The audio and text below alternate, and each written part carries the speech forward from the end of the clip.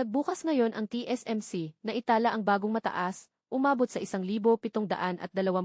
Gabi ng ika-negatibo 12 naglabas ng mahalagang balita.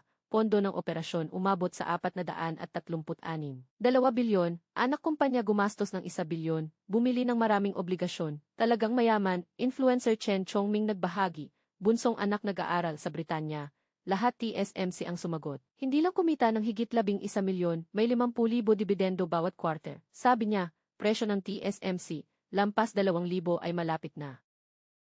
Nagbukas ngayon ang TSMC sa 1,720. Nagtala ng bagong record. Kilalang vlogger Chen Chongming nagbahagi, ang matrikula ng bunsong anak sa Britanya. TSMC ang sumagot.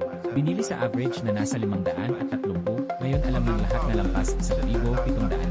Kaya may 10 lot siya, kumita ng higit 11 milyon, mas malaki pa kapag kasama ang dividendo.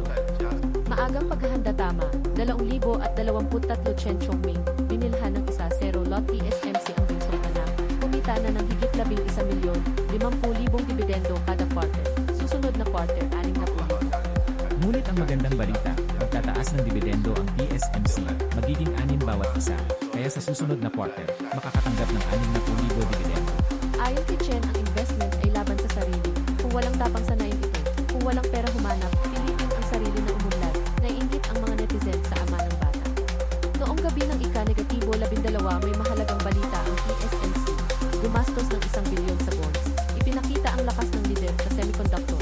Ayon sa datos ang pondo ng TSMC, umaabot sa 436.2 bilyon. Napakalaking halaga, sapat para magtayo ng maraming pabrika. Kaya kung ayon sa prediksyon ng mga dayuhang analis, kikita ng 85 ngayong taon, i-multiply sa presyo, laban sa kita na 25, kahit umabot sa 30, hindi malayo ang lampas 2,000. Iminungkahi ni Chen, huwag basta magbenta kung tuloy ang kita. Hawakan ang TSMC, inaasahan dahil sa AI demand, posibleng record muli sa 2026, inaasahang may positibong balita sa ika-negatibo 15. Gusto mo ba ang content namin?